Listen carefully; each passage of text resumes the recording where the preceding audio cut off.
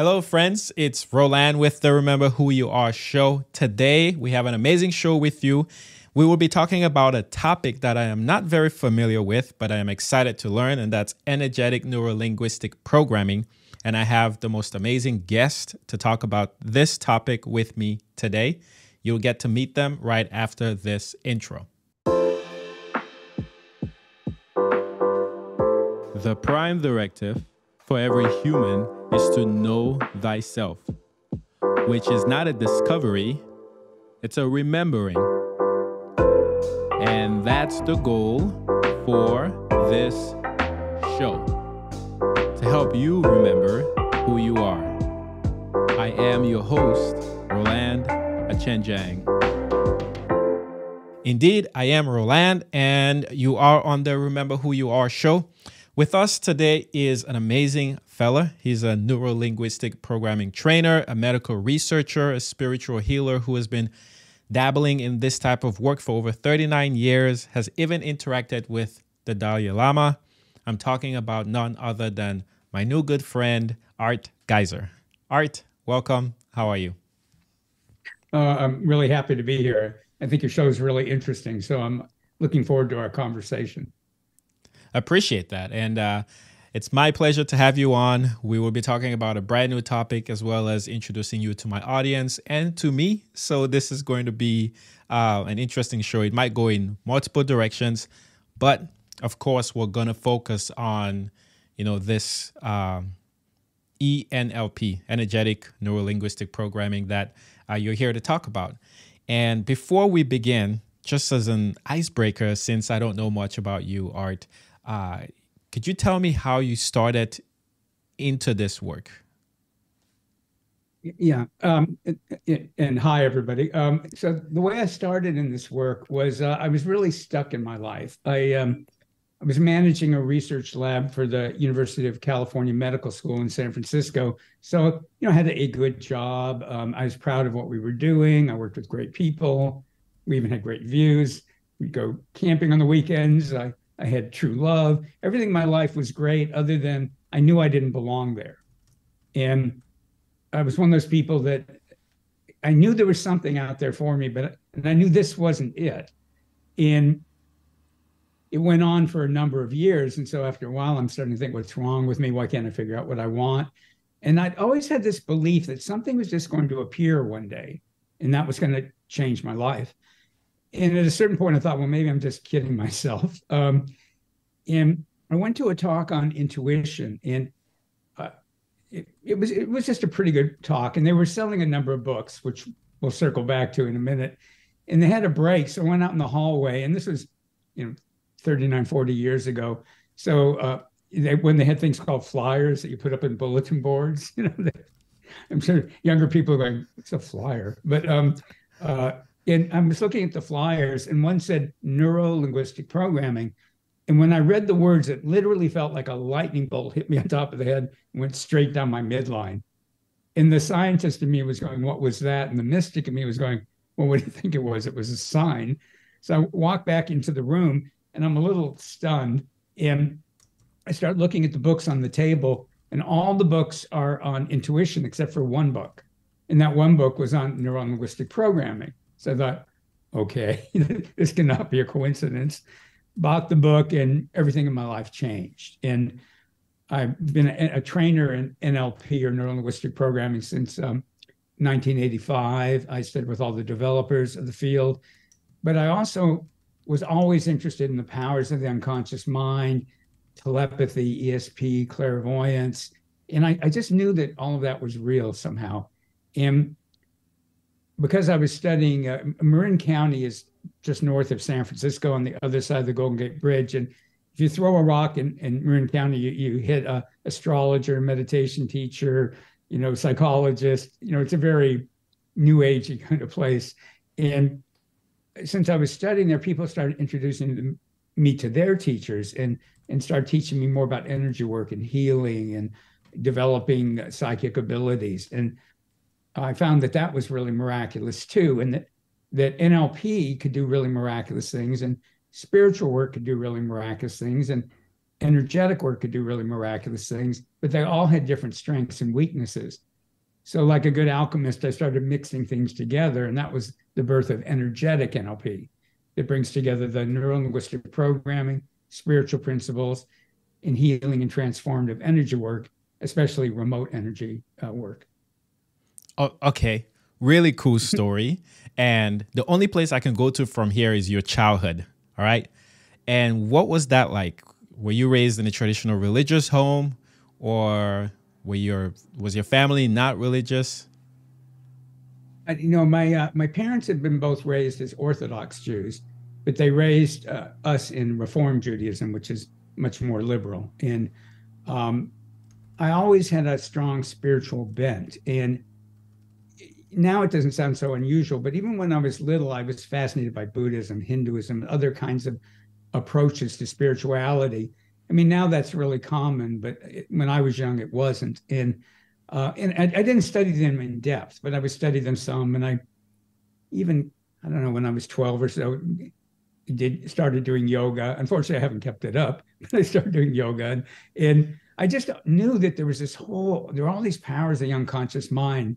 And in fact, I would hypnotize my friends and cousins. And my mom told me, we were at a library, and my mom trusted me. And I wanted to check out a book on hypnosis, but the librarian wouldn't check it out to me because I was a little kid. So my mom checked it out for me. And my mom said the librarian gave me that "you're a terrible mother" look, but she goes, "I trusted you." So I'd always been fascinated by all of that, but I didn't really study it in depth until much later.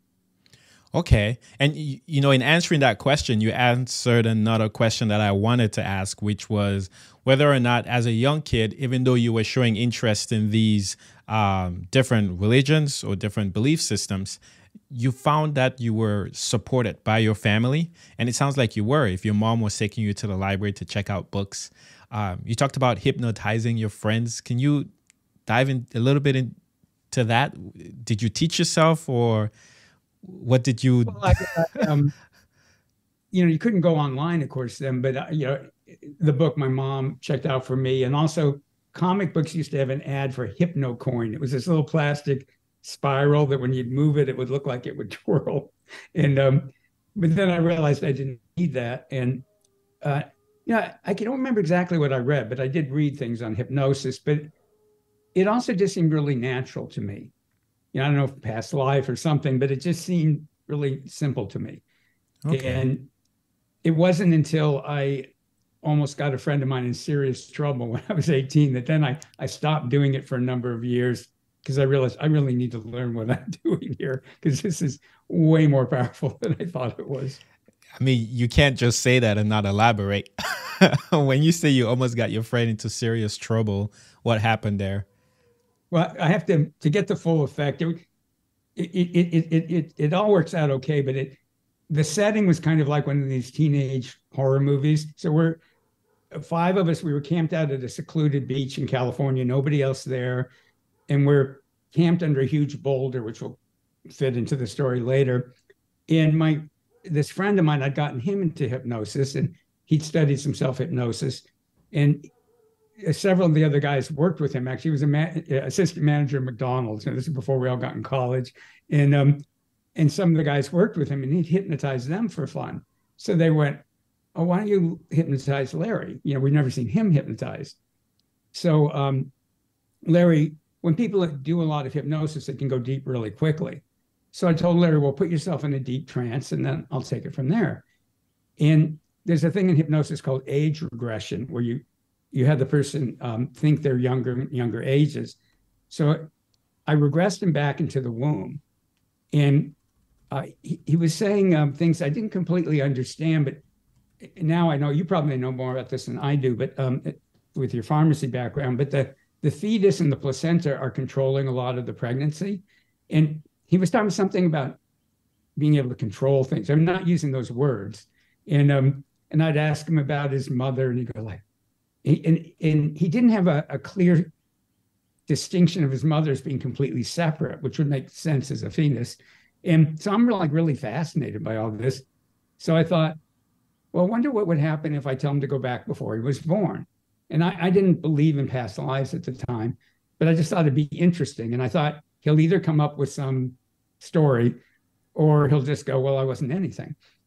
So I go, okay, I'm going to count backwards from 10. And when I reach 0, you're going to be whoever or whatever you were before you were born. So I reached 0 and he goes into convulsions. He looked like a fish out of water.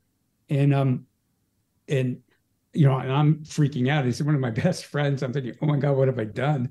And I didn't want to immediately wake him up in that state. So I said, okay, you're Larry again. And he, in a voice that wasn't his normal voice, went, wake me up. So I went, wake up. You know? And he opens his eyes and he looked wild and he went, don't ever do that again. And and he starts going, and he was like going, why aren't there any words? There aren't any words. Why aren't there any words? And finally, when he calms down, he goes, when I told him that, he pulsed out of his body 3 times. And one of the times he was on top of the boulder, his presence was looking down at us around him in a circle. And then he goes, but why I told you to wake me up is, and he kept going, there aren't any words. And finally goes, all I can say is, and he pointed at the ocean and he goes, imagine you could go out for 2 miles and you could go down for 1 mile. And there was a point, and that's where all the water comes from. And he goes, that's what I became aware of, this source. And I felt like I was being drawn into it. And that's when I told you to wake me up. Oh, oh, wow.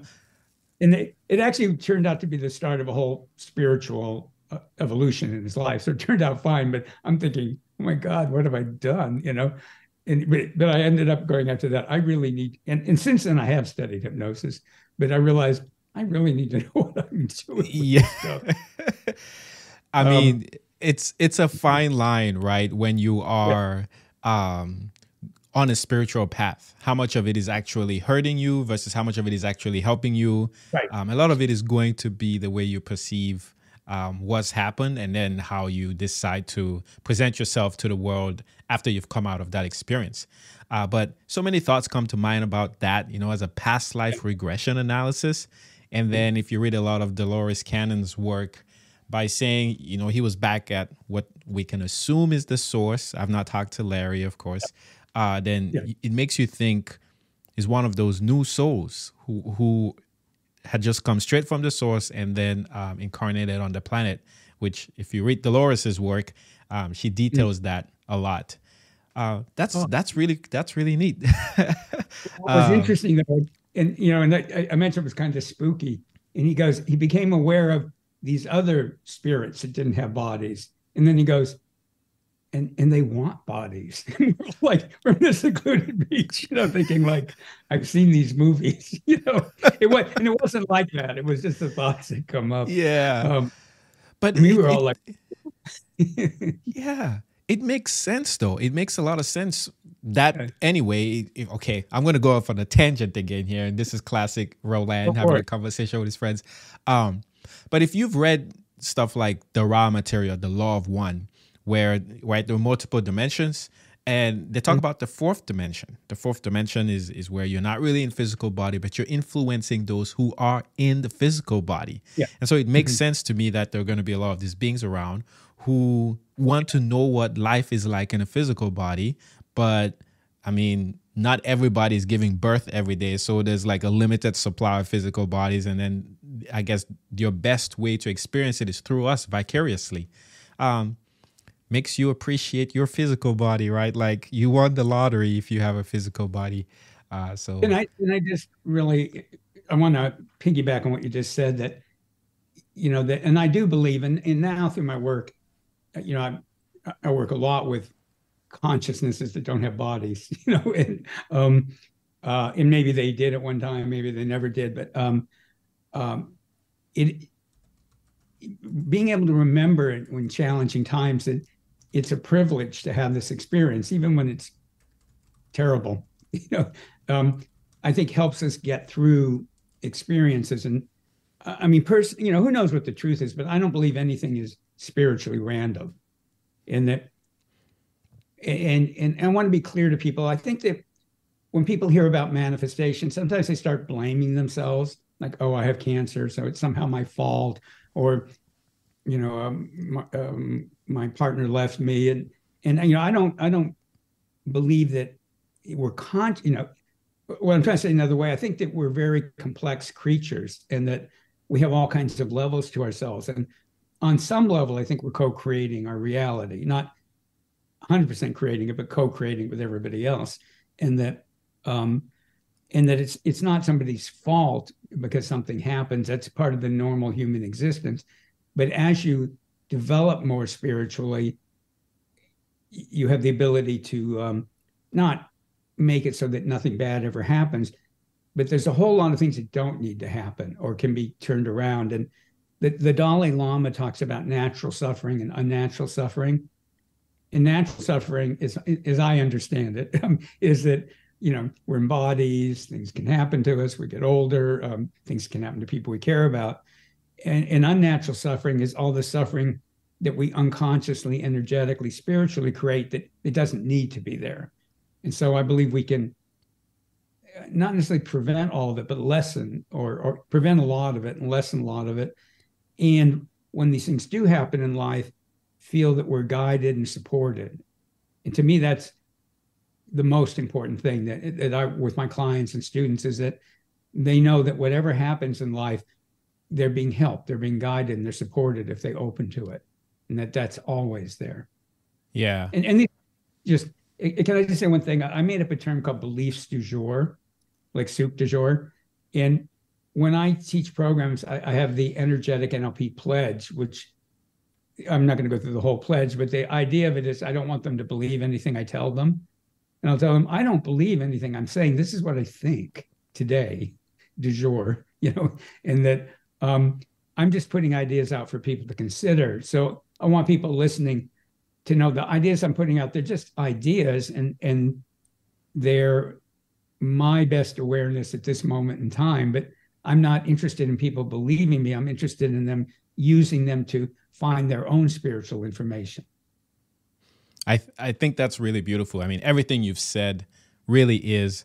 It's also interesting because the thought of the creator is actually that it's an idea, or creation. I should say, if you think about creation, you say, oh, it's an idea, right? I mean, everything that is an idea, and it's constantly changing. And what's neat with where I am today is the fact that if you do believe something, the universe is going to challenge you to change it. And you have unlimited options. You can hold on to the belief, and you're going to have a trying time when you're faced with a perception, a reality, an experience that totally challenges it. And you're going to build character by sticking to your guns and your beliefs. Or right. you can navigate a different way by saying, oh, okay, I thought this was this, but it's not. Let me change it, right? And many, including me, let me speak about myself here, began a spiritual journey slowly by having my beliefs being challenged. I remember one very well. Right when I moved to the United States, I was in Platteville, Wisconsin. This was around Easter, and I was watching television, the History Channel, and they had a show on about Jesus Christ and his life. And I'm very fascinated because I was raised Catholic in West Africa, and now I'm in the United States. And because of some, perceived sort of amazement and wonderment about what America is, and a belief that everything in America is right and it's true and it's kind of what you should go by, right? The leaders in the world.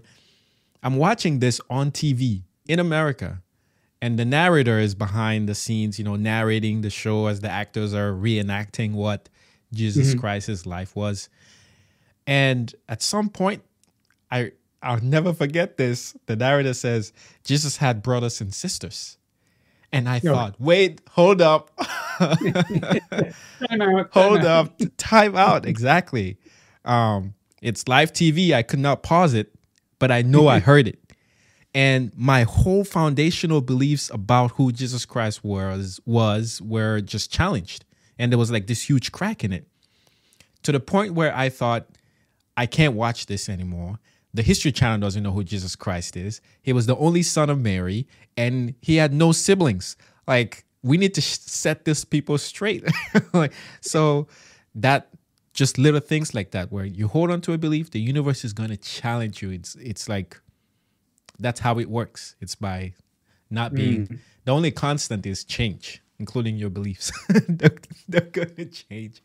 So, well, when you really embrace that, though, it becomes really fascinating. You know, when you go like, oh, maybe what I believe isn't some absolute truth, and the freedom it gives you and the expansion it gives you when you. I mean, personally, I believe that all beliefs, we have to have beliefs, but all our beliefs put us in a box. And I believe when I look at energy, I don't like when people describe the chakras. I can see them the way they're describing them, but I don't think that's true. I think it's just a way of thinking. When I look at somebody's chakra, it's this multi-dimensional, dynamic energy thing that is hard to describe, and that makes it hard to work with. So then you can picture it. Well, it looks like this, and it's this color, but I think as soon as you believe it's an absolute truth, what's moved you forward now becomes a box. And when you're willing to go, well, this is just a way of thinking about something that's more beautiful and complex than my simple understanding of it, then it all gets fun. You know, I think. Yes. Yeah. Beliefs are only temporary, and they do define you, like you said, right? This is who I am today. 30 minutes from now, I can't believe I was that person after going through another experience. Guys, please, we are going to get into NLP. I promise this is just the first introduction. So you said you were managing a research lab. What were you researching? I'm trying to get into like what you went to school for. And well, so I went to school. I got a degree in biology. When I was young, I was interested in science, and I was interested in the powers of the unconscious mind and the mystical. And I got a degree in biology, but I realized that wasn't really where I should be. But I got out of school and I thought, well, you know, I had no idea what I wanted to do with myself, like I said before. And so I thought, well, maybe I can get a research job. And miraculously, I got hired because I had like minimal requirement. I waited till 4:45 on Friday to call them back. And I remember the secretary going, well, I think Dr. Goldfein's going to offer you the job. And I remember going, really? Just like that. And she laughed. She says, yeah, really. But then by a couple of years later, I was managing it. So I had people that were way more advanced than I scientifically, but they were under me. And we were all doing research. And what we were doing, people would now, I think, call epigenetic work, though I wasn't familiar with the term at the time. And we were looking at the mechanisms by which, as estrogen and progesterone levels change during pregnancy, cells in the body respond differently to stimuli. And everybody knew that happened, but they didn't know the mechanism. So we were looking at the you would know about the cell receptors, you know, which is epigenetics, right? I believe. And okay. Yeah. No, that's neat. So that's neat. But I mean, I left that in 85, so my science is probably prehistoric now. But it was fascinating, and we were looking at some other things too. But that was the main thing, was looking at epigenetic, you know, and trying to figure out how that was changing the responses of cells, which was new back then. Okay, and so while you're doing this work, you attend this talk about intuition. I don't know if it was a full conference or just a talk with one person leading it. With a church. Okay. And then you get some, you know, I would call otherworthy experience where there's the flash of light goes through it. Maybe Thor reached out to you, right, with the flash of light. But I want to ask you this. Was it then like an abrupt, okay, this has happened? With all the work that you were doing, you were able to recognize it as a sign and actually, you know, make a decision based off of that, which was fascinating. And that's what led me to ask about your life growing up. Because most people see that and be like, oh, that was weird. And then just go about their day as if nothing happened. So you recognize that as a sign, and then you go, you see all these books. One of them is an NLP book. So I'm guessing you picked it up. What was the progression afterwards? Did you go back to work regularly, or was it just, okay, I'm done with managing the research lab and I'm in this now? Well, it was an undeniable experience well, I should back up. So I get home with the book and it goes, don't start with this book. So I grumbled and they didn't have ebooks. I had to order the book they said to start with, which was one of the early NLP books called Frogs into Princes. What did you say? I'm laughing because that's an awesome marketing ploy, right? I sell you this book and then I say, this is not the first one you should read. I love that. That's genius. I need to start doing that. No, it's true. But I know after I read it, and I'd always been interested in psychology, but it didn't seem right to me. It seemed fascinating, but not right. And back in those days, psychologists and psychiatrists would say, well, therapy, you need to be in therapy for at least 5 years, and it's all about insight, and eventually that may heal things. And I thought the ideas were fascinating. And if you're a man, you want to sleep with your mother and kill your father, and all these kind of things. Well, these are all really fascinating, but it doesn't feel it felt like they're trying to get somewhere, but they're not there. And when I started reading Frogs into Princes, like everything they said made sense to me, except for one thing. And for one thing, they start off by going, these aren't truths. These are like models of human behavior. So use the models, and when they don't work, improve the models. And I thought, finally, somebody is getting off the, thinking that they're walking down the mountain with the 10 Commandments kind of thing. But the thing that bothered me about the book is it seemed like they were making really extreme claims, like we can cure phobia in one session and all these things. I thought, boy, these are really extreme claims. So I found out about what was supposed to be an incredible NLP course that was coming up. And I had no business being there because it was an advanced NLP course, and it was advanced hypnosis and advanced neurolinguistic programming. But I was so fascinated. I remember thinking, and I was going to have to take 5 vacation days because it was 2 5-day sections. 2 5-day sessions. And it was a lot of money and my vacation time and all that. But I would just tell people, I've got to find out if this is real, because I could feel it was real, but I had to prove it to myself. And I showed up at this program, and everybody else there was NLP trainers or master practitioners and big deal psychologists and psychiatrists. And I'm like, dumb. I don't know anything. So it was in a 5-day segment, and then a month later, another 5 days. And I really enjoyed it, even though I was confused the entire time. And we would break into small groups and work with one another. And when I came back for the second 5 days, a lot of the people that I had worked with came up to me and went, that work we did last time. And I go, yeah. And they'd go, changed my life. I'm going, what? So, and the assistants in the program were all advanced people in NLP. And so then I had to go back and take the beginner's course. But Leslie Cameron Bandler, who was one of the developers of NLP, had a research group that met every 2 weeks. And the assistants were in the group, and they lobbied for me to come into that group. So here I'm in the middle of my basic course, and every 2 weeks we're developing new things in NLP. And people go, don't you feel intimidated? And I go, no, I'm the new dumb guy. If I say something dumb, of course. If I say something perceptive, they're all impressed. I go, I've actually never felt such freedom in my life. It was like, whatever I do is good. Yeah.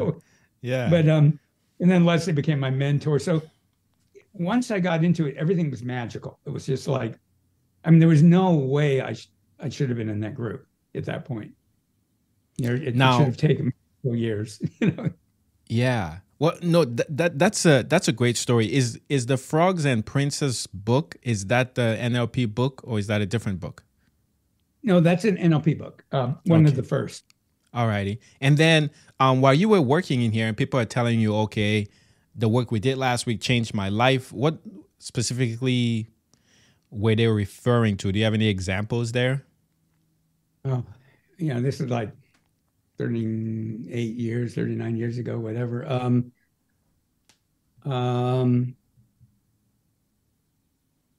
well, I don't clearly remember. We were working on a lot of it was about healing unconscious programming and clearing blocks. One I remember, I think it was from this event. And I should say to people, if you've never heard of NLP, you've heard of the most famous person in our field, who is Tony Robbins.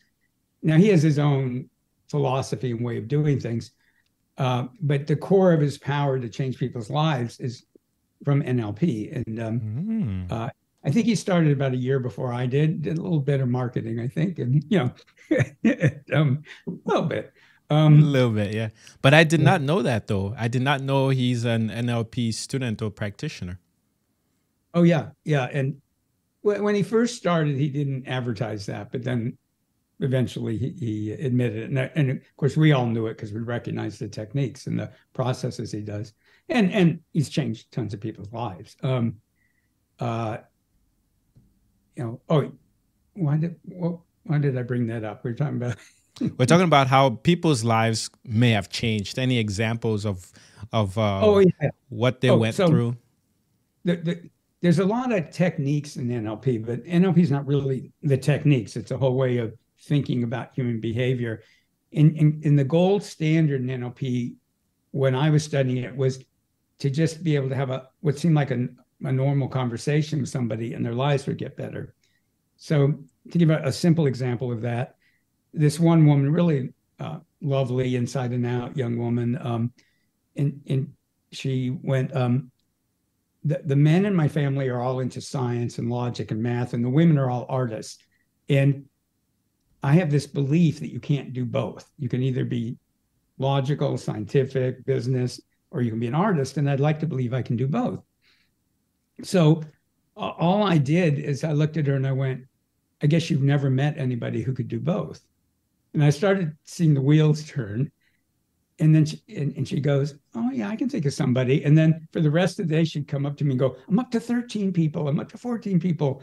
And she took apart the belief herself by, like say, in NLP, often the idea is if you can just start the mechanism. There's other NLP processes that are very, very, very structured. But some of them are more, if people know what Ericksonian hypnosis is, it's more Ericksonian in that you get the ball rolling in their conscious and unconscious mind and then trust that it's going to work. So, but other techniques were very involved with people, their sequences of visualizations and talking to themselves and taking apart unconscious beliefs and building empowering beliefs. So it was like a whole range of things. Okay. No, that's neat. I don't remember the specifics, Okay. No, I mean, that's fascinating. And then for you personally, did you experience any aspects of your life changing? I mean, you already shared some, if I'm paying attention, right? Like you were invited to these advanced level courses, even though you should not have been there. So I would imagine that's one way. But at that point in your life, did you? No, everything changed. My life got better. Okay. My relationships got better. My friends, even back then, were geographically dispersed. And at least 6 friends who didn't know each other would say to me, and these are my close friends, right? And they'd go, I don't know what you're studying, but it's nicer to be around you now.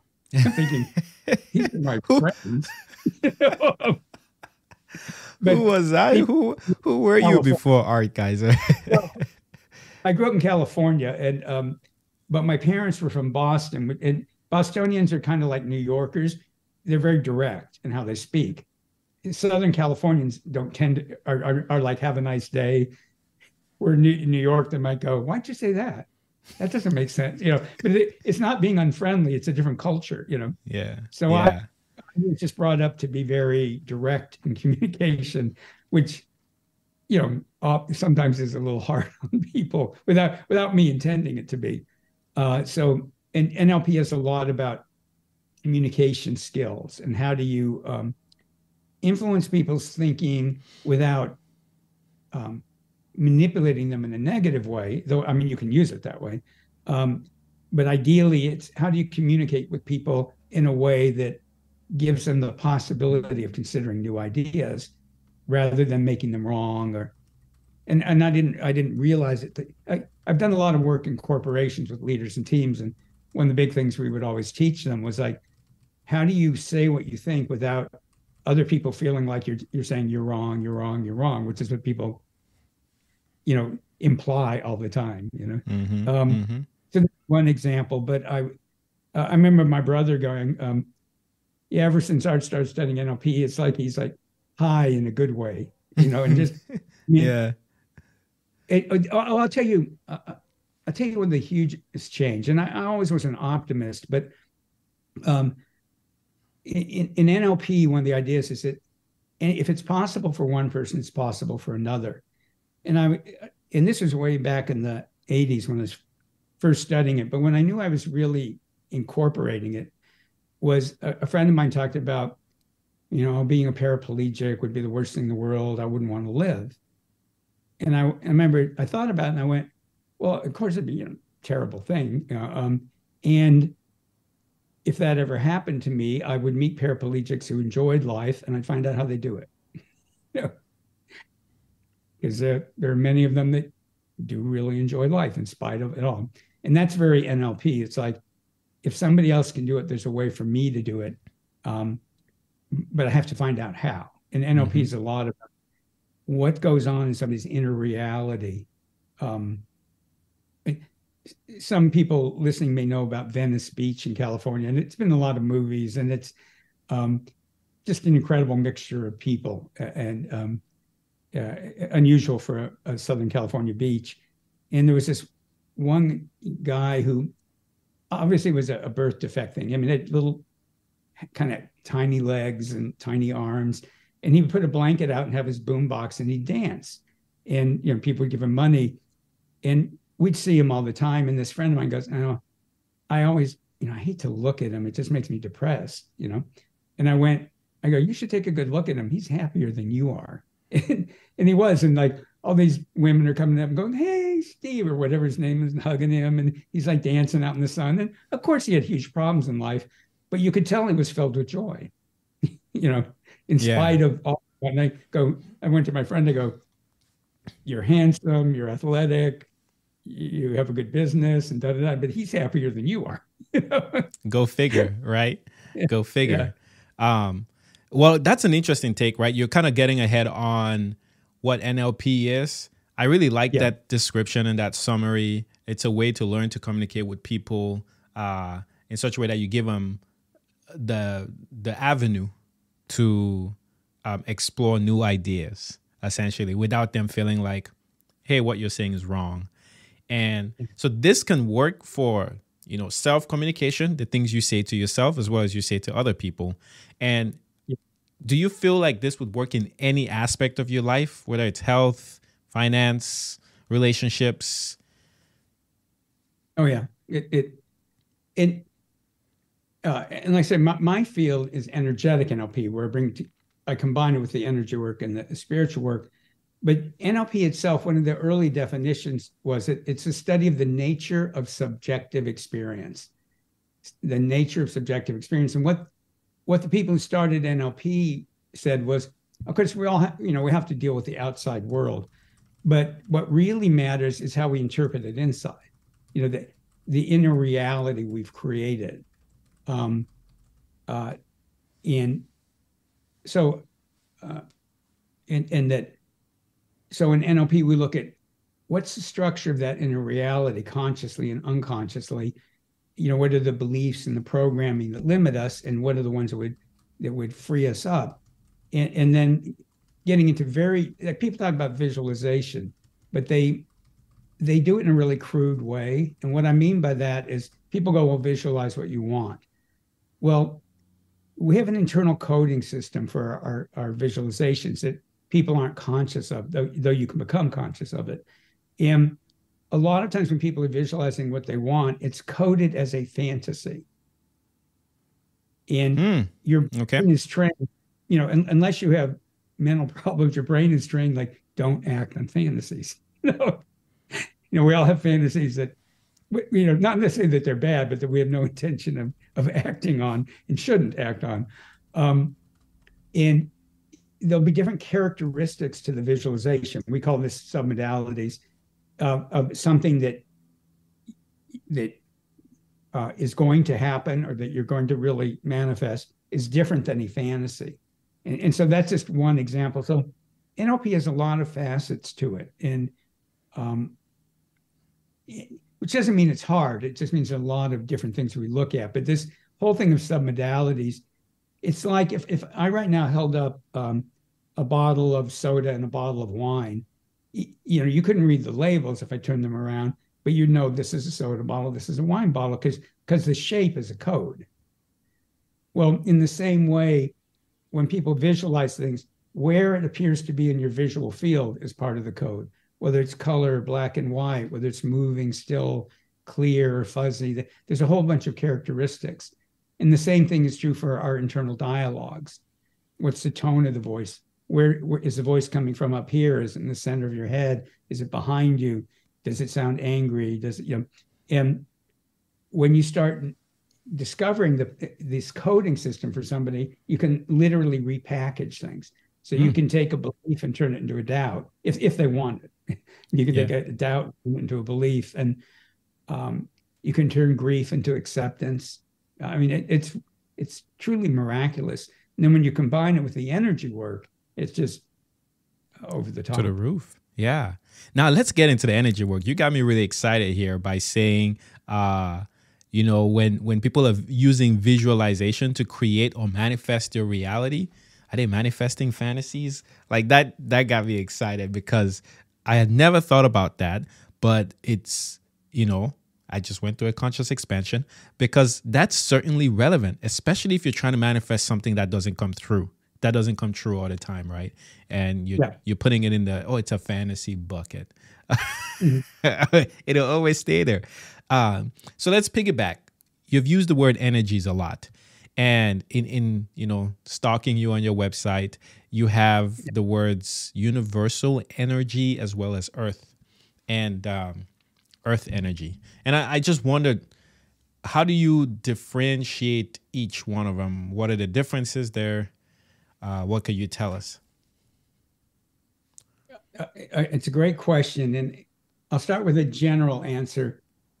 For me, a lot of these things, what I'll tell people is like, don't try to necessarily analytically nail it down. I know, are you familiar with the word grok or grokking? No. It was a word that was made up by an American science fiction writer back in the 50s or 60s, but it's actually in the dictionary now.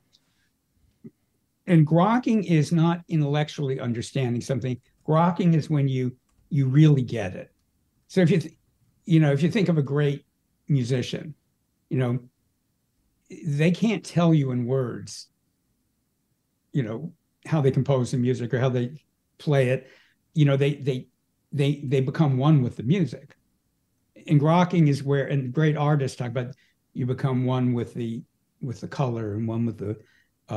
So grokking is when you can't necessarily explain it, but you own it. It's you become one with it.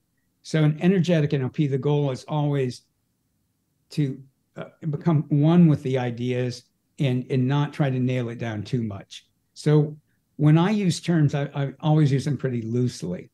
So when I'm talking about earth energies, I mean the energies that are specifically being generated by the earth and the consciousness of the earth. And universal energies are everything else.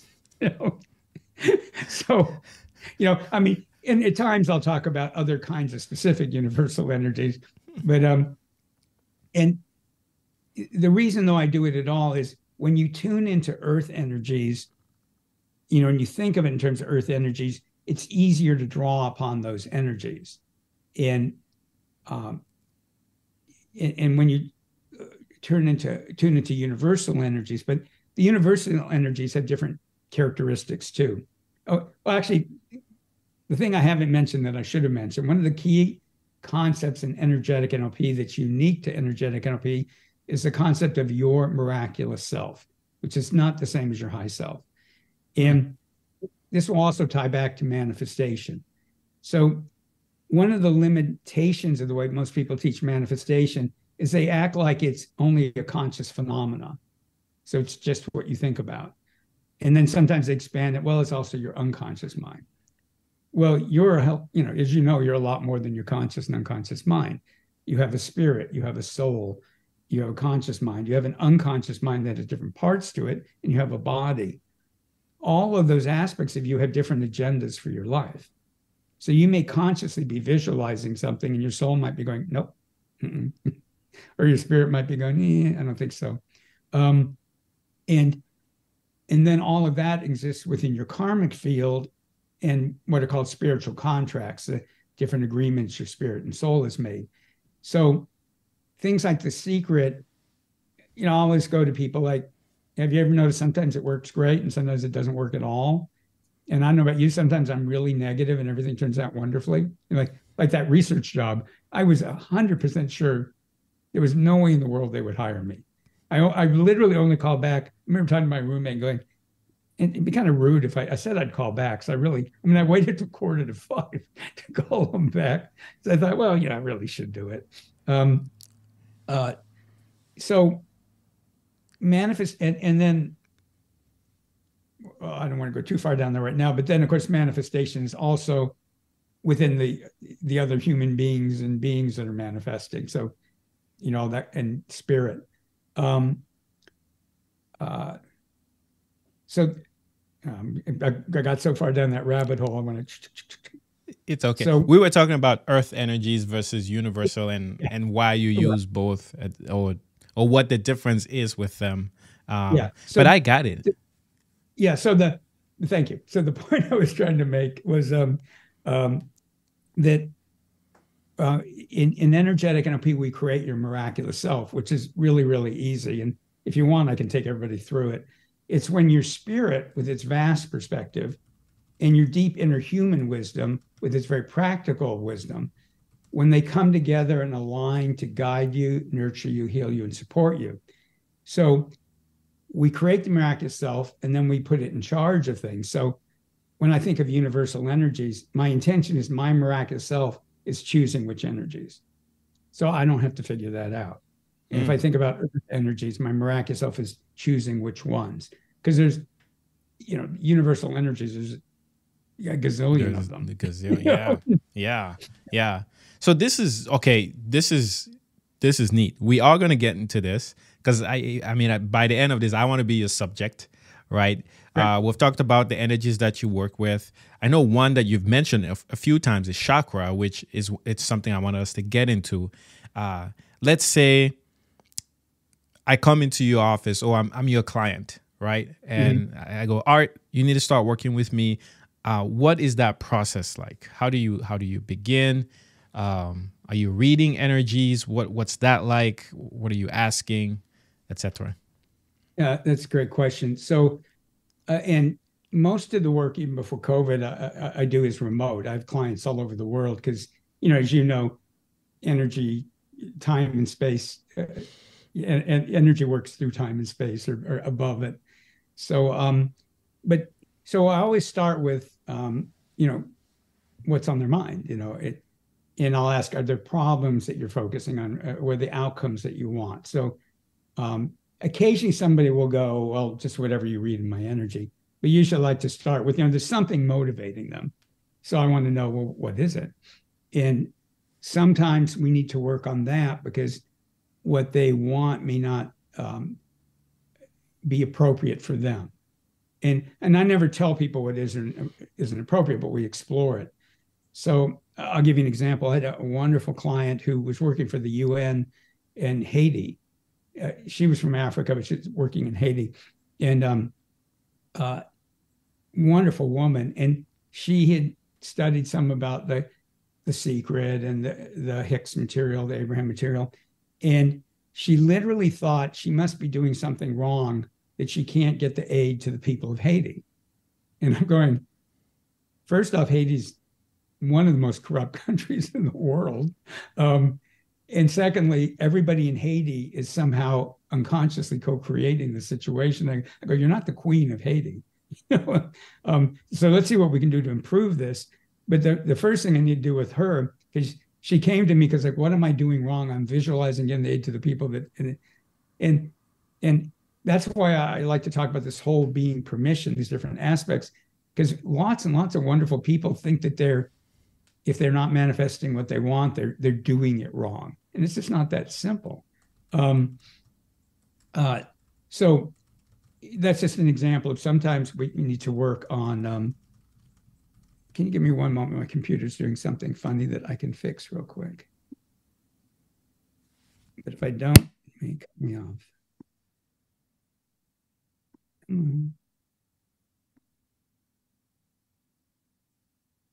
There we go. Sorry about that. So, we look at what it is they want. And sometimes they don't know what they want. They just know what they don't want. And then I teach them how to create their miraculous self and to put their miraculous self in charge of what happens. And then I connect with my miraculous self. And I call it M&Ms. Well, we call the miraculous self for short. We'll call it M's. And I do a lot of work in England. And it was kind of a James Bond joke because, his boss is M. So if I say M, I mean your miraculous self. I mean your spirit and your deep inner human wisdom working together. And so when I work with people, I help them create their M. I get in touch with my M, and I imagine them talking to each other. And so their spirit and inner wisdom are talking to my spirit and wisdom, figuring out what they want me to do with them. And sometimes I'm very deliberately reading their energy. I'll focus on chakras or whatever. A lot of times, I just hear what to do. I'm just like I'm told what to do or shown what to do. So it's a mixture of, and then sometimes I switch into a straight NLP mode. So let's say they have a limiting belief that's blocked, because a lot of times with energy work, if the person has a limiting belief, it'll either block the work or the work will work, but then they take it apart unconsciously. So if I can change, and again, they're in charge. If their miraculous self and I can change their beliefs and replace them with what their miraculous self wants, energetically, I do it that way. If not, I'll switch into an NLP mode. So I weave them together. And then I call upon whatever energies their miraculous self wants to do the transformative work. And then sometimes I teach them techniques and stuff. And just for everybody, one thing that stopped me from learning about psychic development and healing work when I was young was that belief that only a few special people can do it. You're either born incarnated that way or you didn't. And I was afraid I'd find out I wasn't one of those people. And then later I found out I was one of those people. Then I found out I was wrong, because everybody's one of those people. It's not everybody's path or interest, but anybody can do miraculous energy work. It's not even hard. Most of the work is clearing the blocks and the programming, and then blossoming the abilities. And I do that work with people in person, online, both. So when I work with people, again, I start with what they have in mind. But once their miraculous self and my miraculous self are talking, sometimes I'm shown that what they want is right on. Sometimes I'm shown it's off. And then we get into a discussion about it. It's always ultimately their choice. I don't make decisions for people. I help them get clarity. I do have to say, every now and then I'll get, like, I was working with this woman one time, and she was talking about it. She goes, I have a feeling my ex-husband is up to something. And I might see a lawyer, in a few weeks. And I went, no, tomorrow. You need to hire a lawyer tomorrow. And you need to find a really tough lawyer. And she's going, well, and I go, no, tomorrow. And I never do that. And then next day she calls me and her ex had tried this weird legal maneuver, and she had called a lawyer, like I said, so she was prepared. But most of the time, I don't, I just sort of help people find their path. Not, I don't believe it's for me to tell people what to do. One of my earliest teachers was really good at that. He goes, "It's not for me to make your decisions. That's, but he can help you get clear and be guided." Yeah. When you're getting this, sorry, Art, when you're getting these messages from your M, how does it come through, and how do you discern whether it's true or it's a fantasy? Yeah, that's the $1 million question. And for almost everybody, it's easier with other people than with yourself. Amen. This is where the submodalities come in again. That, like, when I hear it, the voice has qualities to it. Like, for me, it's almost always very neutral, unless I'm not listening. It's just like dum da dum da dum da dum da dum. It's not like, oh, it doesn't have that. It just comes in with this very neutral, very clear. And sometimes I'll see it, but again, the images have a particular set of characteristics, and the voice, if I'm getting a voice, has a particular set of characteristics, and you can begin to recognize it. And part of that is how it feels. So when things come in that way, then I trust it. And part of it, I set it up with my miraculous self that it's screening the potential messages. So I'm only getting the ones that I'm supposed to get. Okay. Kind of like, like a radio or TV. You don't want every channel coming through. Yeah. So it sounds like you can definitely fine tune your miraculous self and give it instruction, almost program it to do things. Yeah. Well, I have to second what you said about when you get messages from your higher self. It's, in my experience, it's also very neutral, and it's almost comical in a way, because it's so direct that you might expect to react a certain way, and then you can't, just because it answers it fully. Mm-hmm. And I'm left feeling like, well, duh. There's always that feeling of, well, duh. Yeah, of course, why not? Or, it's so straightforward. Why not do that? And that's been my experience. It's so straight, so comical, and no ambiguity. Yeah. So exactly. I hear you there. When you say the images have certain characteristics, if I'm not really listening, sometimes it'll get an edge to it, but it will always come in real. And sometimes I'd be kind of like, we've told you this 4 times now. It's like, yes. But yes. But the way you described it is perfect. It just comes in. It's just really, it's like the word of truth. And I want to say for everybody, it is more challenging to do that for yourself and for loved ones sometimes.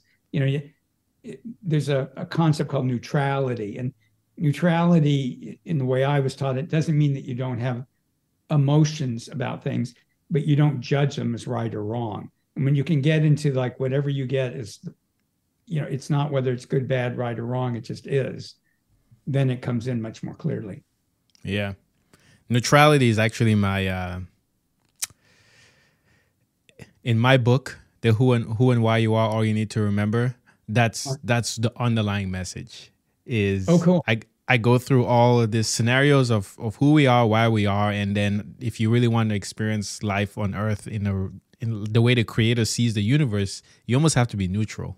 And it ties into unconditional love with the way I explain them, because anyway, different story. So, we've gotten into a lot here. We've talked about how the messages come through, how you discern what's true versus maybe not true, or, and I really like that you mentioned it's a lot easier to do this for somebody other than yourself. Right. And it's so true, because I started a business, and I have many people who are giving you ideas about how to run your business. And some of them are business coaches who also have a business. And I remember going through a very tough conversation with one of the coaches. Sure. And the coach had asked me to connect them with some other person that I thought would benefit from working with them. And at the end, the coach turned to me and said, hey, you reached out to this person on my behalf. They reached out to me. We had a meeting. And I'm just wondering if I should follow up. And I was thinking, are you kidding? Are you kidding? You're my coach. Like, you've just yelled at me about not following up with my customers and with my prospects. And you see, and I thought it was so interesting. And I remember just saying, well, I mean, just think about what you would say to me if I asked you that question. You would say, get on the phone, call that person up, get your business growing. So we're amazing healers for everybody except ourselves. It is. Now, I was gonna laugh. Well, go ahead. No, go ahead. No, I was just a quick. I always get a laugh sometimes when I tell this story from years ago, and I'll go, finally, I got desperate enough to do what I teach. Everybody cracks. Yes, it's so true. It's so true. Just yesterday, one of my very good friends was giving a talk about loving thyself. And during that talk, he talked about how, especially as a business founder, this was to a room of business founders, we always beat ourselves up as founders. And the worst thing we can do, or one of the worst things we can do without knowing that we aren't being compassionate to ourselves, is regretting a lot of the decisions we make, which is very tough. You're going to make wrong decisions, or quote unquote, the incorrect decisions temporarily. You're going to learn from it. And he says, after the fact, don't try not to look back on it and say, I wish I could have done something different. I wish. And I kid you not, it's right after the talk, I'm shaking his hand and he's like, man, I wish I could have said this. I was like, dude, you just told us not to do this. You're here doing it. But let's talk about, I guess, energetic work. We can focus on chakras. The reason why I want us to do this is because I'm hoping to be a subject for you, where I give you permission to read my chakras. I guess we would create an M, and we'll have our M's talking together, maybe, and then see what you learn. I'm your student, first time. I've never done this. This is live on camera. This should be super interesting. But how does that sound? How do you feel about that? It's great. Great. Okay. All right. I'm all yours, Art. Okay. And I just want people watching to know, never listen to anything. What I'm about to do now, don't listen to this if you're driving, because I'm going to start using a lot of energy, and my intention is that anybody watching will get whatever energy they want if they want it. And it works even on a recording. I don't know why or how. I've just been doing this for a long, long time, and it does. So you don't want to be driving, because I tend to work with a lot of high frequency energies. I work with a whole symphony of energies. Some of them very high frequency, and they're designed to put you in a dreamy, altered state. So not how you want to be when you're driving. So I do that caveat. And I'm going to put in an alert right here. If you're driving, stop. Yeah. Okay. Either pull over, or recording, watch it later, And also, as I'm taking you through the creating a miraculous self and anything else, anybody who wants to, just do it with us, Nice. So let's start by creating your miraculous self. So in energetic NLP, the role of your conscious mind is to set your intentions, and then we always add or better. And the reason for that is your miraculous self may have something better in mind than you're thinking. So you set your intention, add or better. You give 100% permission to receive the benefits, because just because you set intention doesn't mean there's permission in your energy field. So you set your intention, you give 100% permission to receive it. Then you give 100% permission for your miraculous self to be in charge. And then, and this is a really critical part, you just become playful and use your imagination. So the way to to get the least out of these processes is to do what I used to do, which is it working? Am I doing it right? Are they doing it right? Well, should I be feeling it? Should I not be feeling it? Oh, I'm thinking about my laundry. I shouldn't be thinking about my laundry, and all of that. If you just pretend that you don't have, and I'm not about believing anything, just while it's going on, pretend these energies are coming in, pretend you have a miraculous self, pretend that miracles are happening, and then later you can analyze it as much as you want. But when it's going on, if you bring out your playful inner child, it's like when I was little, sometimes we pretend we were cowboys or bank robbers or whatever. I knew I wasn't really a cowboy, but so what? It had nothing to, I'm pretending I'm a cowboy. So this isn't about believing, it's just pretending while it's going on. And then later, either you'll notice shifts or you won't. The other thing is when the energy is flowing, if you feel it, that's great. If you don't feel it, it still works. If you think profound thoughts, that's great. If you think mundane thoughts, it's great. Whatever's going on, just be mindful of it so that just notice it. And the other thing, emotions may come up once the energy starts flowing. And most of that emotional energy isn't even yours. It's either from past lives or other people, and it's trapped in your body and energy field. So if emotions come up, just be mindful of them. Go, oh, I'm feeling irritated or anxious or happy or whatever, and just let it flow. So the main thing is just let yourself have whatever experience you're having, pretend it's working, and then later you'll know. So the first step is to create your miraculous self. And energy follows your thoughts and intentions, which is why pretending works. Pretending opens up your unconscious abilities and your spiritual and energetic abilities. So right now, just set your intention that your spirit, with its vast perspective and awareness, is now going to align with your deep inner human wisdom. And you don't need to know what your spirit is. You don't need to know what your deep inner human wisdom is. They know what they are. All you need to do is set intention and give permission that your spirit and your deep inner human wisdom are going to form your miraculous self right now.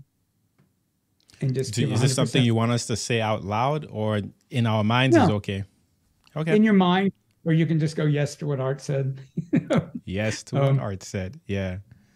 And give 100% permission for that to really happen. So we have intention, permission. And just imagine it's happening.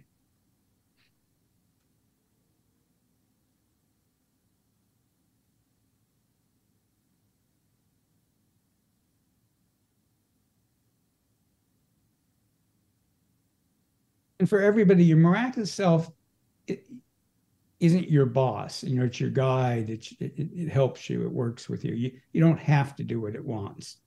But you want its guidance, nurturing, support, and help.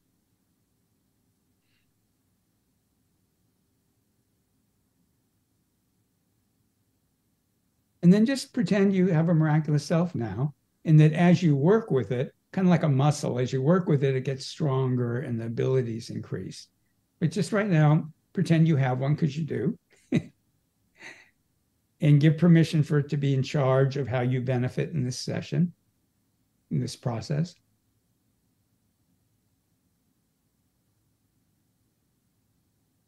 Give it permission when I get the energies flowing, give it permission to choose which energies it wants to use. So I'll bring a whole symphony of energies in. Your miraculous self will choose which energies it wants, what it wants them to do. So if it wants to dissolve unconscious programming, karma, energetic programming, whatever your miraculous self or your M wants it to do.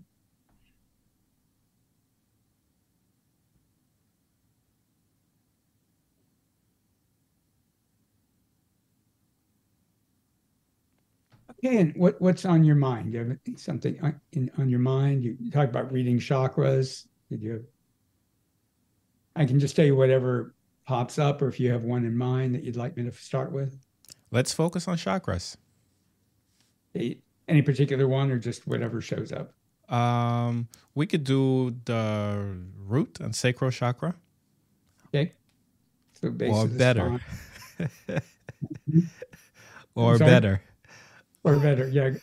Yeah, and for everybody, all the chakras work with one another. They're not, it's just like your body, not everything siloed. Yeah.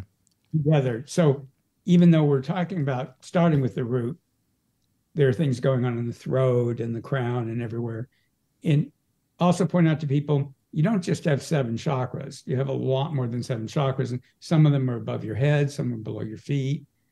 And, people have, depending on their system, you have 7, you have 15, you have 144, you have hundreds.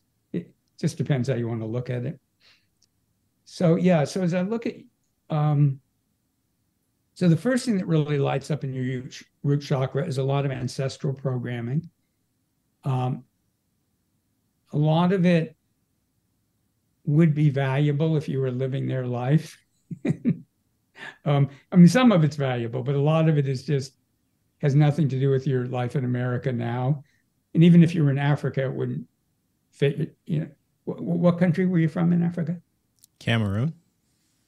Cameroon. Okay. Even if you're in Cameroon now, it would still be different than for your ancestors. So what I always recommend is say hi to your ancestors and thank them. And then what I like to do is I'll show my ancestors, this is my world. And usually they're like, oh, okay, that's, like your programming just doesn't fit my world. Some of it, but much of it. There you go.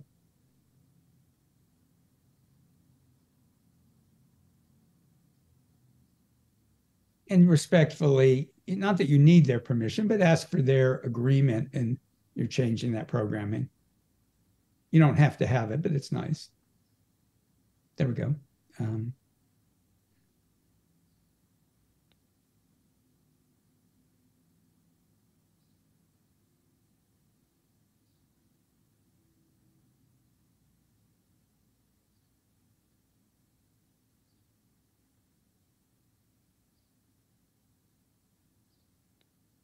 And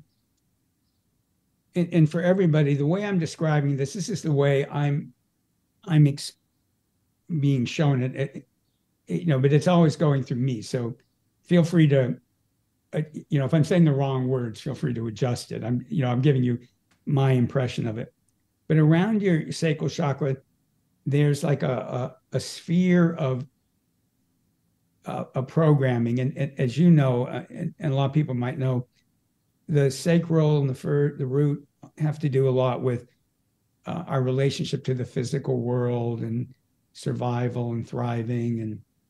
And what I'm seeing around your sacral chakra and your root chakra is like a bubble of energy that is programming that's more like African American for people that their families have lived here for a long time.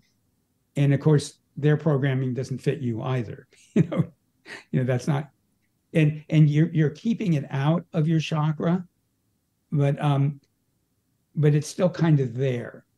So it's like you're managing it. So if it resonates with you, just sort of say hello to it and thank it and kind of go again. That's not me, not my life. There you go.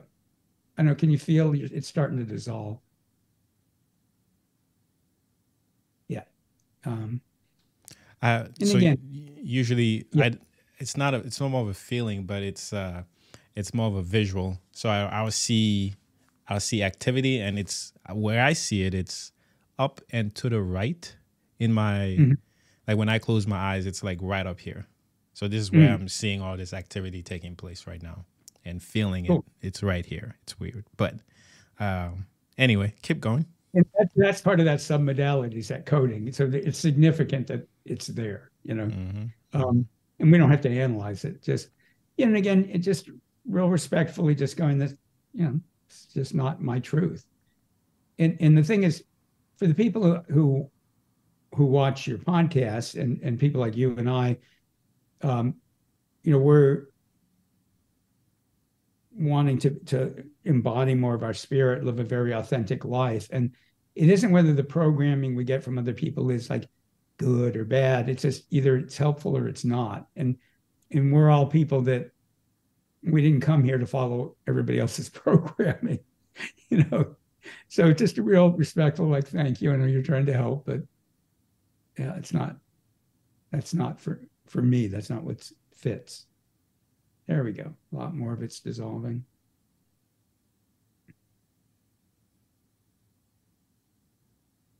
And also let drain from the grounding some of the, the naturally painful energies attached to that history in America. And just again go, that's not my history. And you've learned things by being aware of it, but it's time to let it out of your space completely. There you go.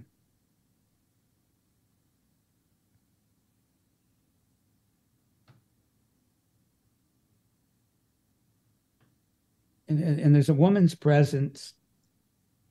I'm probably not alive, though she could be. I'm not sure about that, but I think it's like a grandmother or I think it's a grandmother. But anyways, I like her energy, and she just kind of just sort of say hello to whatever that energy is. And again, it just be clear that you welcome its help as long as it's in alignment with your spiritual path, and your evolving of your spirituality. Words are always, yeah, you got it. There we go. And then your heart chakra is really lighting up. And again, for anybody listening, just give permission, and the energy can be working with your chakras wherever you need, because just put your miraculous self in charge. Like, I can work with, sometimes I'm working with hundreds of people, and everybody's having a unique experience. So for the people listening, if you want it, just ask that you get the healing or the transformational work that your miraculous self wants for you. So in your heart chakra, there's some really painful past life stuff that we can clear out. It doesn't belong in the present time. And we can send healing energy, or we can imagine a healing happening to whoever that past life person was, and removing their energies from your space.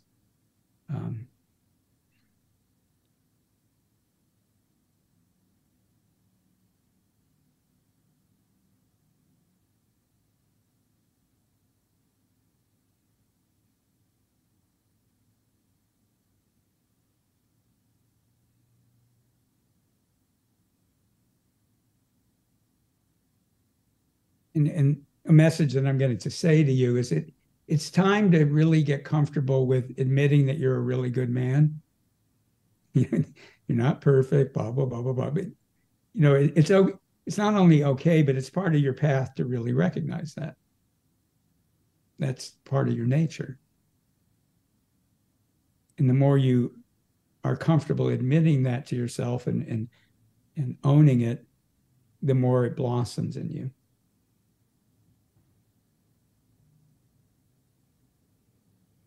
And of course, part of your unconscious mind is looking for the exceptions to that, and just be mindful of that, and let that, that's okay.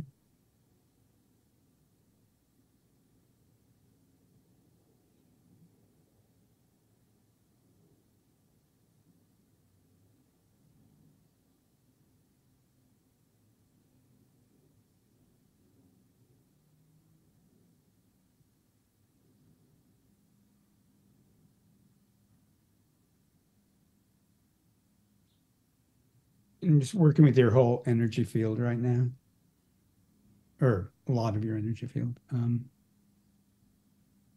Your third chakra, the solar plexus, is really constricted, which not unusual at all for people. And just sort of say hello to your solar plexus and just imagine it relaxing. And there we go. There's a whole lot of energy we can clear out of it.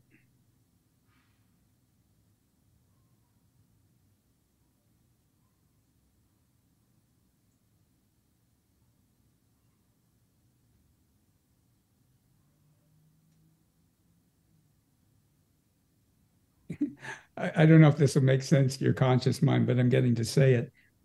There's something that you're confused about, but you're not really confused about it. Does that make That's any the, sense? that's the classic human conundrum, Yeah. ain't it? Right? Every time you go back to talk to your higher self and they tell you stuff, you're like, oh, it's what I guess what I should really say is it's more of a I know what to do, but I'm not. It's not easy to just do it, right? And where you're like, okay, I'm supposed to do this now. I know what it is. It has to do with my diet. That's it. That's how I take it anyway, right? Like it's my diet. Yeah. When I'm hearing though, there's something else that they're. I mean, that's true, and they're trying to point out something else. It's not that. Hmm. It's not. It's on a higher level than that. It's not like a tactical kind of thing, Oh, okay. like diet strategy. It's let me see if they can you give me some better.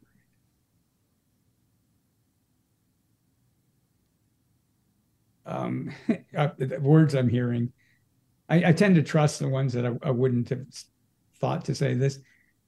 It's and this comes back to the idea of grokking. It's you're more and more really grokking the nature of life, whatever the hell that means. And but when you think about it, you get yourself confused. And they're just encouraging for a while to just pretend that you get it on a deep level, and stop trying to put it into words for a week or two, and just see what happens when you just go, oh, part of me knows exactly the nature of life.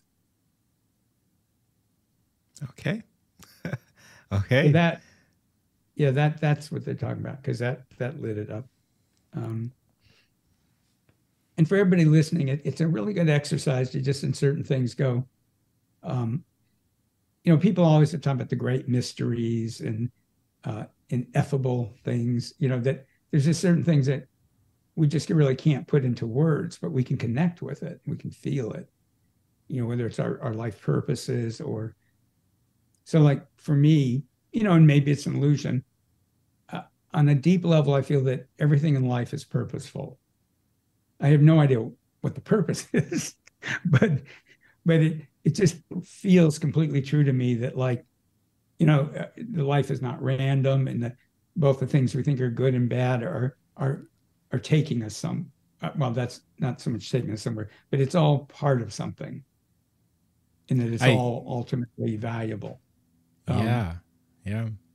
I Um, I have to yeah. agree in that I remembered that Mm, there is no other. And what mm, I mean by that is we say this all the time. We're all one, uh, yeah. and it literally is that. Like there is nothing else other than what is.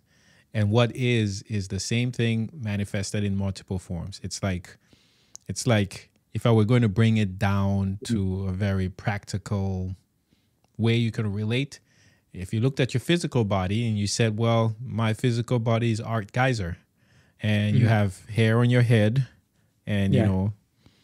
eyes and nose, and those cells are different. They'll have different receptors. They do different things. But if any one of them were left at a location and Mm, identified by private investigators and they did a DNA analysis, it would always come back to, oh, this is Art Giser.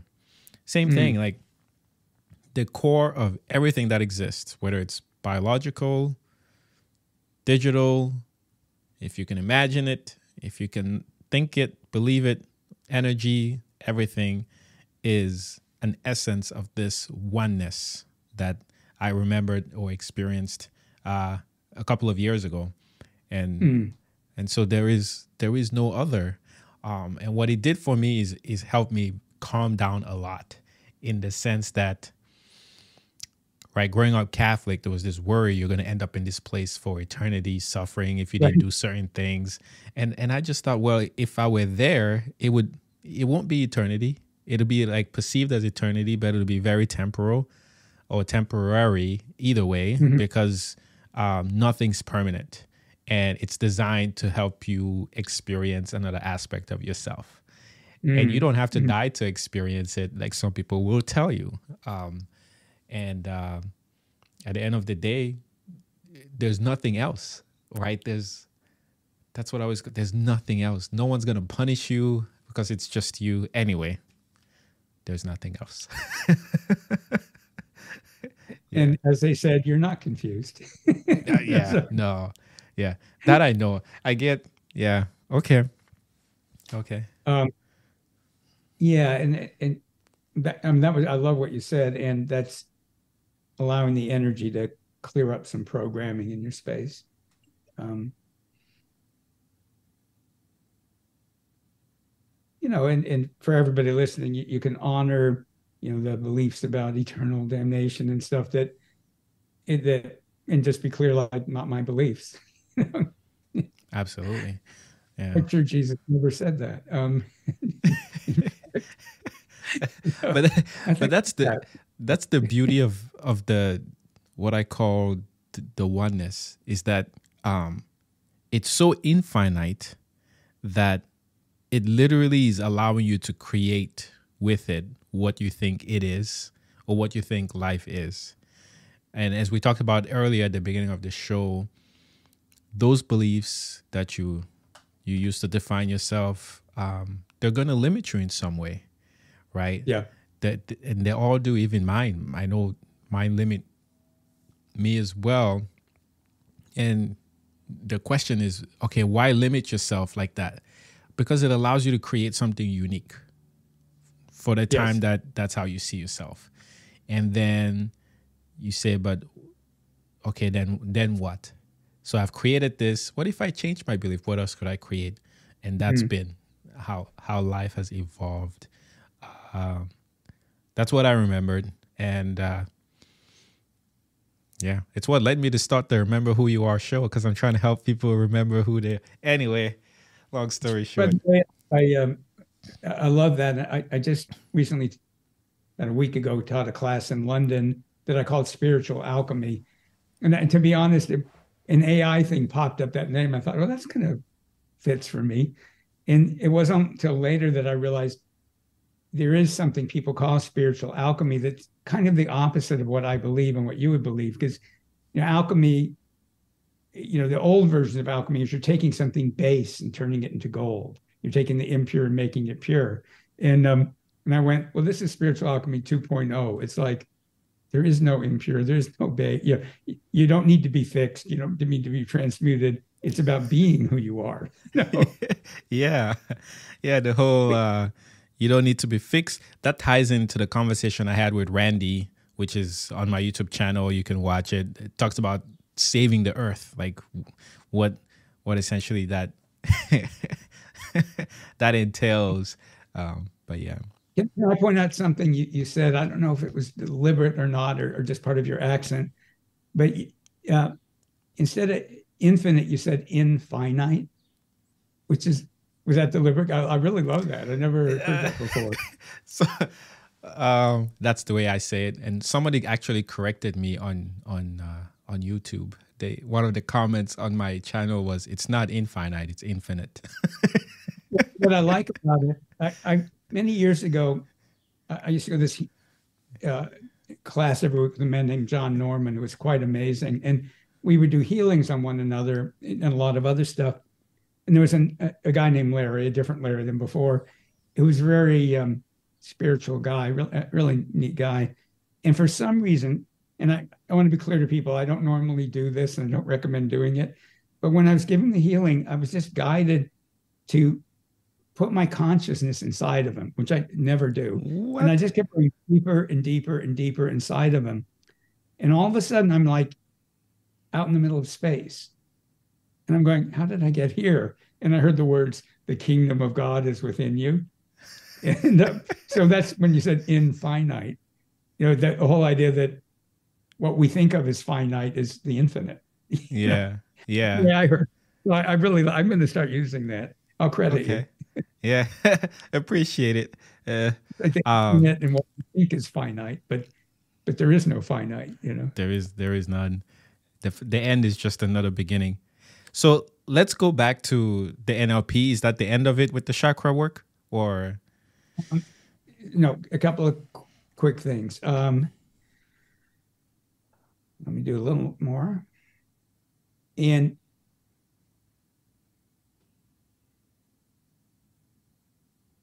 a couple of things that are really important. One is that when we're done, that we separate our energies back out. A lot of healers are really, really, really unhealthy because they don't do this.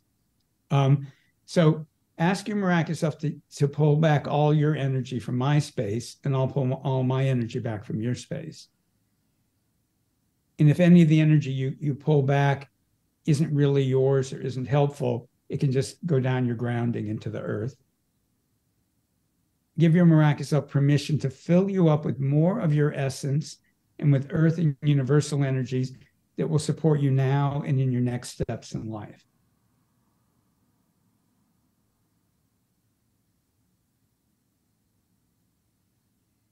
And two more quick things. One is there's a lot of great ways to ground. We have a different way we do it in energetic NLP. So dissolve any grounding you have, and instead of grounding yourself into the earth, give the earth permission to ground you. It's more powerful than you are. So let it do all the work. Let it send a column of energy up near the base of your spine, and give it permission to ground only your authentic energy into your body. So only your authentic energy. And a fun way to imagine that is you can imagine there's a point of light in your energy field for every cell in your body. And when the earth grounds you, every point of light pops in the cell it belongs in.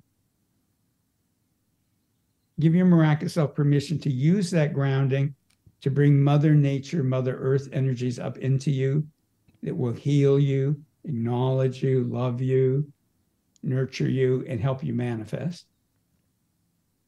And give permission, any energies you want to release because they're not yours and not helpful, go down the grounding into the earth. So what nurtures you is coming up. What you're ready to release goes down. Release from your cells, your DNA, your chakras, your energy field, your energy channels.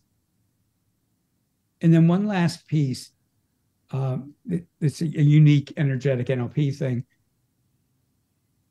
When you do this kind of energy work, your energy field becomes more authentic and it's different.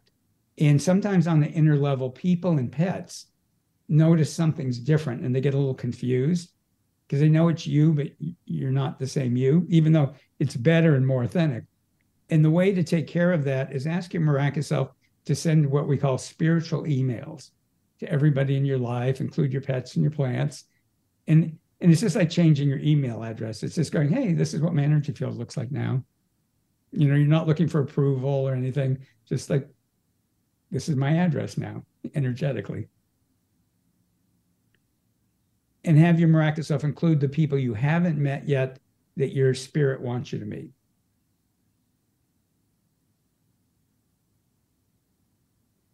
And then just wiggle your fingers and toes, stomp your feet, pat your body, and move a little bit. And how are you feeling? Pretty good. I like that. I really like that. I liked the way you closed it. I do a lot of energy work on myself too. I'm sure you know, with my meditation stuff. And usually when I close, when I'm done with the energy work, there's like a closing session where I do. I don't want to show it here, but it's basically the same movements I do when I'm taking a shower, like how I wash my body from my head down to my toes and everything. And that's how I do it. And I always close and I step back and then I bow. I'm like, okay, I know the energy session is off, but that was nice how it closed and then incorporated sort of an update to what I'll call my network or people in my energy field, right? Like, hey, guess what? There's new Roland in town. Just be aware when you see him.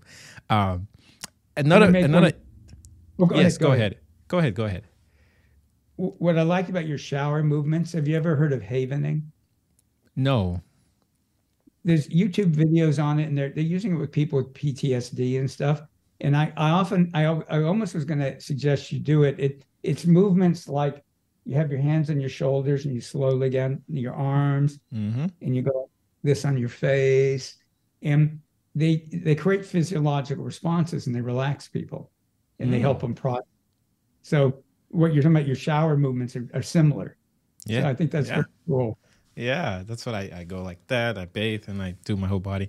It's been interesting with my sort of spiritual experiences in just giving my background where I grew up in Cameroon, that I've been able to sort of develop this way. It's unusual, and I can only attribute it to the work I've done in previous life, maybe, right? Because it's all self-taught. And then many times, just like this, where I would say this is what I'm doing, where there's an actual entire maybe industry around it, or it's a practice, I would not have a name for it except, hey, this feels like I'm taking a shower at the end of an energy session. Great. But what was unique about this energetic NLP session, when I first heard about it, I thought there was going to be a lot of speaking from the client, but that was not the case. Is that usually how it goes? Well, yes. Usually, the more they speak, the less they get. But when I'm in a real NLP mode, which more at the beginning, often I am with people, I am listening for their patterns. You know, what's being revealed by their language and their body movements in their conscious and unconscious patterns. And it depends. Sometimes in the session we talk a lot. Sometimes I almost say nothing. It just depends on how I'm guided in that time. And with you, it didn't feel like there was much we needed to say. You know, that would have been helpful. Okay. Well, that you were right to the energy. Yeah. No, I appreciate that. And what I thought was more of, I guess, really hypnosis, where you would say, if you wanted to, linguistically, I think of sound and voice and words. So you say, I want to program you to change your beliefs. So you say, oh, I answer these questions, and you say, oh, okay, I don't believe this anymore because I've seen in my own life perceptions, experiences, maybe even people that have shattered those beliefs. But still, this was fun. I would want to do this again. Now, because in NLP, like say, often it's very conversational, and it doesn't seem like techniques, and even the stories we use in NLP, there's messages for your conscious and your unconscious mind. And they say, when I'm reading people, if it feels like, you know, the message I'm getting is everything just happened energetically, then I don't say much. The things that I did say, you know, about the ancestral programming and the African American programming, I was getting that needed to be said. So that's why but if I get like there's nothing needs to be said, then I don't say anything. Great. No, this was wonderful, Art. Honestly, I have to say, if people want to get in touch with you to do this work, what's the best way to do it? So a way that they can find out, they can experience more of the work, is if they go to blockbuster7.com. So the word blockbuster is one word, the number 7.com. Then if they sign up, they'll get 4 videos over 4 days. It will take them through some really powerful energetic NLP processes that they also learn how to do them, and they can continue to do them if they want. If they want to contact me directly, which would also be wonderful, if they email support@energeticnlp.com. So support@energeticnlp.com are the best way to email me. And if they just want to start with the videos, go to blockbuster7.com. I have to ask you about Blockbuster 7. Yeah. Like, how did you come up with that name? Well, there's a concept you're probably familiar with. So I don't really think of it as busting blocks. I think of them as healing and dissolving them. But it just popped in my head, and I thought it was kind of a fun name and one that people would relate to. But it's really not about busting them so much as healing them, dissolving them. And So I just picked the name because I thought it was catchy. So it has to do with energetic blocks being busted. Well, energetic, unconscious, karmic, and spiritual contracts. So in the four videos, if anybody just used them, they'll get really powerful transformation, and they'll clear a lot of blocks. And even more importantly than clearing the blocks, they'll open up more of who they really are and their full potential. So, like say, I hesitated calling it Blockbuster 7, but people kept liking the name and stuff, and it worked for people. Where if I go, well, healing your blocks and opening more of your full potential is kind of boring. Yeah. Well, I mean, after asking you that, it made sense. The first thing that popped into my mind was Netflix incarnated, right? Or Netflix reincarnated. Blockbuster died, Netflix came about. Right. Yeah. So. Well, and when people go through them, they will learn some really simple techniques that they could spend 5 minutes a day doing in the future. I used to say 5 minutes twice a day, that over time will have a huge effect on their life. And they'll keep being able to clear unconscious and energetic programming, and keep being able to bring in energies to help them move forward in life. Oh, wow. Yeah. No, this is great. I'm going to share this. Check the notes section of this video. You're going to have both links there, blockbuster7.com, as well as Art's email, support@energeticnlp.com. Great. I enjoyed this. I hope you weren't driving and you got to go through that experience with us. Excuse us for interrupting right in the middle. But this was great. I like this. It's one of the many ways we can experience ourselves, continue to change and grow, and show up as a new, unique expression of ourselves, and then go from there until we meet again and clear more blocks, right? Yeah. Thank you for having me on your show. And like you said, we didn't know each other before this, but I started watching your podcast and reading some of what you wrote, and I really like what you're putting out in the world, what you're doing, and I like your energy. I am getting to remind you again that to just really own that you're a good man. I just keep hearing to say that. All right. I appreciate it. And likewise, I like your energy. Thank you. It would have been interesting to know you before you started NLP because of what your friend said, to see how much you've changed. But I mean, either way, thank you so much for this. Thank you for the work you do. I know you're staying busy, but I would love to have you back in the future. Maybe talk about some other work that you're doing. But I'd love it. Yeah, it's a pleasure. Really all right. Well, thank you, Art. Yeah. Thanks, guys. Yeah, you too. Guys, please like, subscribe, and definitely connect with Art and go through a private NLP session like I just did here. I loved it. Bye-bye.